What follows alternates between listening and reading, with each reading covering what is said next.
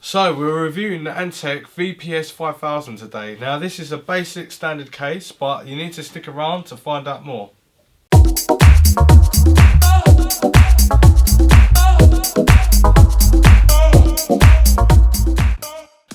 So, taking this case straight out of the box, you actually thought this looked like the same review that I'd done only a few weeks ago, which was a Silverstone case. And no, this is actually Antec VSP5000 case.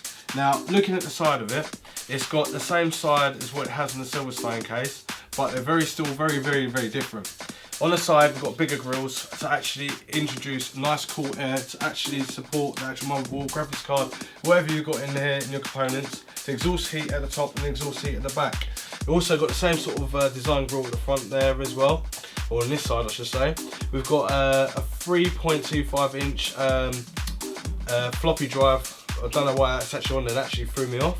We've got a 5.25 inch dual drive for your Blu-ray, your DVDs, your CD drives. It'll fit in there nicely. And you also got a massive LED strip on the front, which looks like something out of David Hasselhoff's TV program Knight Rider. Well, that's on there as well, but I've got to actually put a build in there to actually find out what that's all about.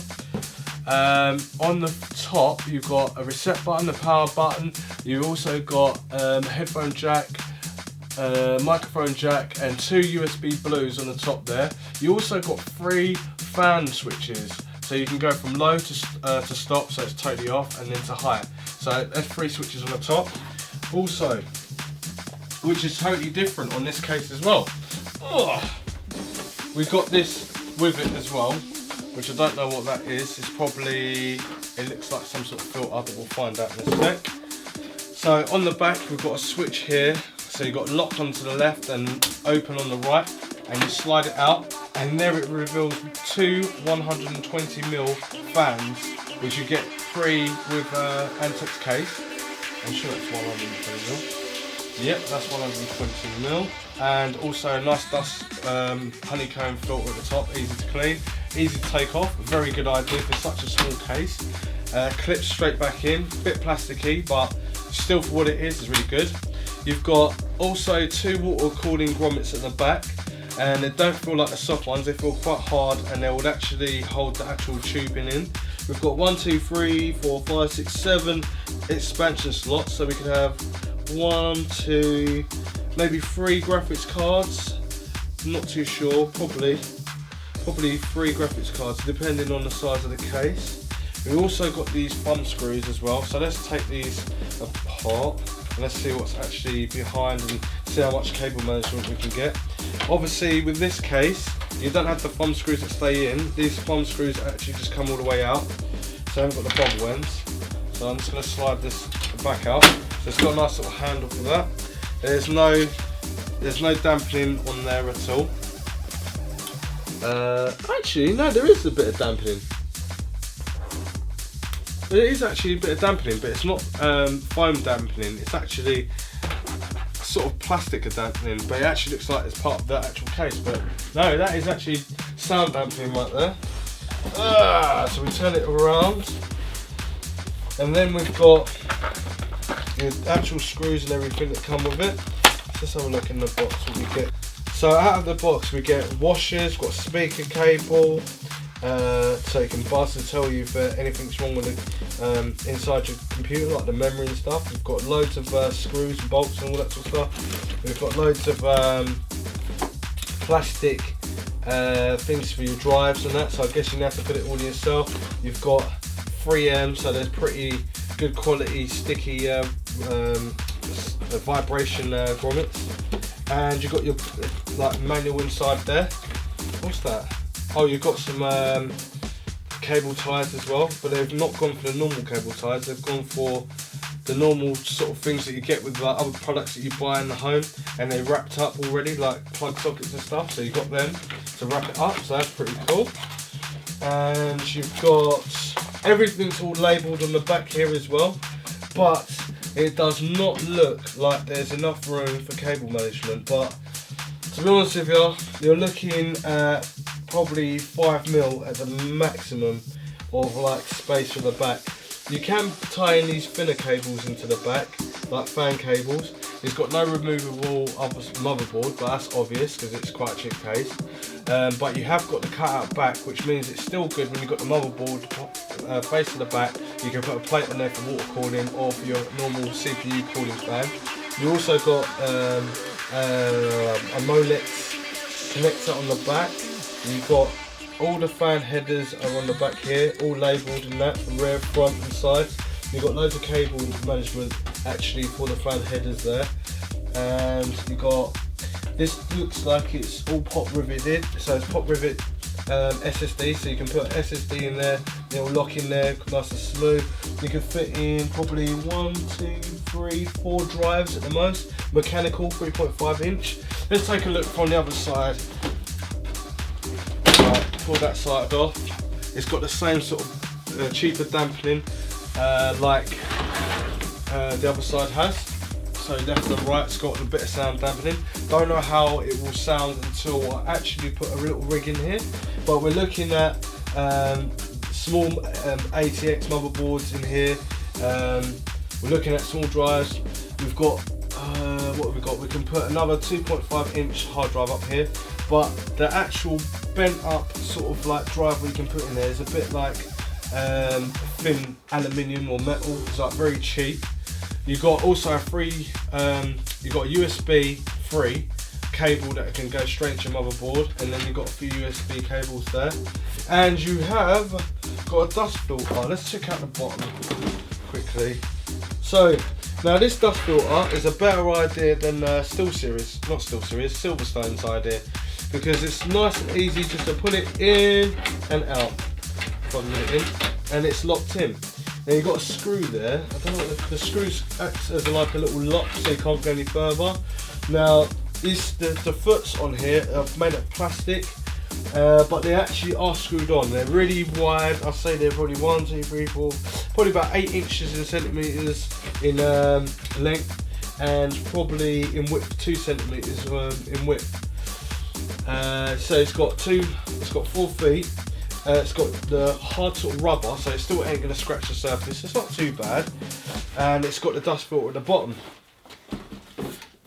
Still don't know where this goes yet, but we're going to find out. So on the side here, we've got some easy access screws. They feel like they're on springs, really soft springs. So obviously you put your CD drive in, it locks up, and that's it. And obviously we've got 3 cut-out holes at the top there. You probably could get away with putting a radiator to probably a 240mm rad up in the top there, quite easily. But you've got, what have we got in the back on here? You've got 120mm on the back, and it doesn't go up any more bigger than that. And obviously you've got rubber, or not rubber, sort of polystyrene rubber sort of feel, like to keep the dampening down of the power supply. But if you've got power supplies these days, they don't really need it, because once they boot up, they only need to turn to actually cool down when they actually need to. They're pretty advanced these days. But if you're rocking an old school power supply, then obviously you're going to actually need this sort of setup to keep it nice and warm. Not warm, to keep the vibrations at bay. Now, we've got no grommets as per usual on here to cut down the cost, but we have got loads of holes where we can actually feed cables through and tidy up a little bit. And I didn't notice that we've got a little bit here, but cable management will actually be around 3 inches in width at the bottom here, because at the back it's kind of impaled or embossed, and so you can hide your cables in that bit, but not around the whole back of the case like you would unless you're using them for the fan cables. Yeah, so as I was saying, you've got the grommet holes there for the cables and the cut out stuff there, and you've already got pre-installed standoffs for the actual motherboard.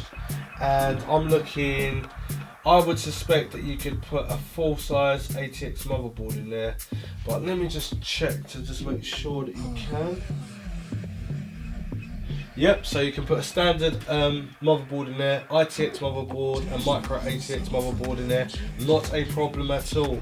Not too sure about the size of the actual, how far you can put a graphics card in there, but I would suspect that you can put in a fairly big graphics card.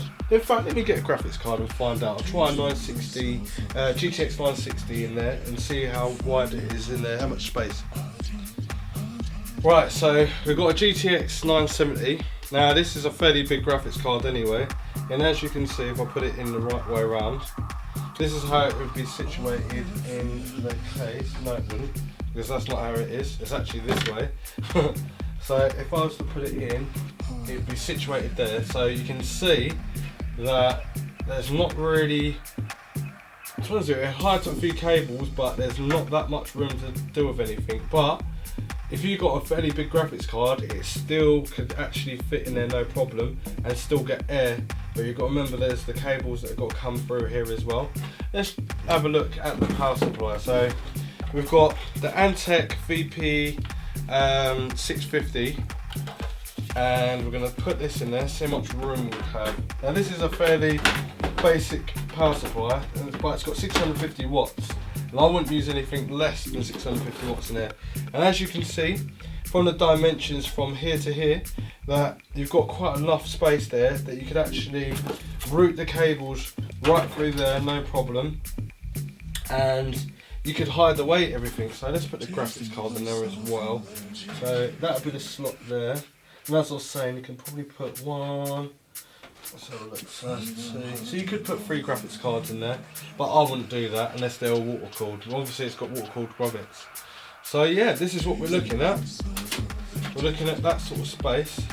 I'm trying to hold it in a different angle so you can actually see it. So that's the space we're going to be working with, and you can see this is not a modular power supply. This is actually one that's got all the cables in and everything like that. And you've got a GTX 670 right there, so it just shows. You've got 120mm fan in the front there with a dust filter, and also you can put another 120mm fan in there. So let's remove this and let's take a look at the front. So we know that we can put a maximum of 6.2 inches as the CPU cooler for height and depth, and also we can put up to around maximum 15 inches inside the case for the graphics cards. So there's no limitations right there.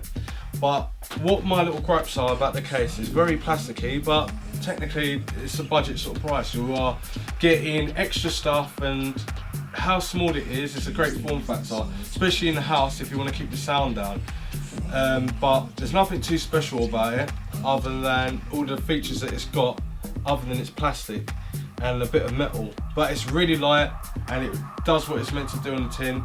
All we need to do is put actual components in there and actually test how it exhausts the heat out of the actual case, and does the plastic help more because plastic's cooler, or does it hold more heat because of the plastic? Well, this is what we're going to do. We're going to test it out and find out in another video. So we've got the front case off, so there's no cables attached like they are normally on the other cases, but you've got a dust filter that's easily manageable. You can just get it out like that, no problem, and it clips straight back into the front there. So Antec have moved up a little bit of place of thinking, like, and keeping the price down on the cases. Just trying to clip it back into where it should be. So it's got a honey sort of grill on the front there, and then obviously you can push out the actual the covers, so you can get your DVD or rewrite drives or your little old school drive in there, and that's it. I can't really see any more in there other than all the, if you want to get to actual case, you can unscrew this and get to the little motherboards that actually connect for the actual microphone, headphone, USBs and power and reset and switches all up there. So you can actually mess around with this case quite easily. So this is my review, and this is the end of the review of the VSP5000 Antec case. So if you thought this video was helpful, don't forget to like and subscribe it, and thanks for watching.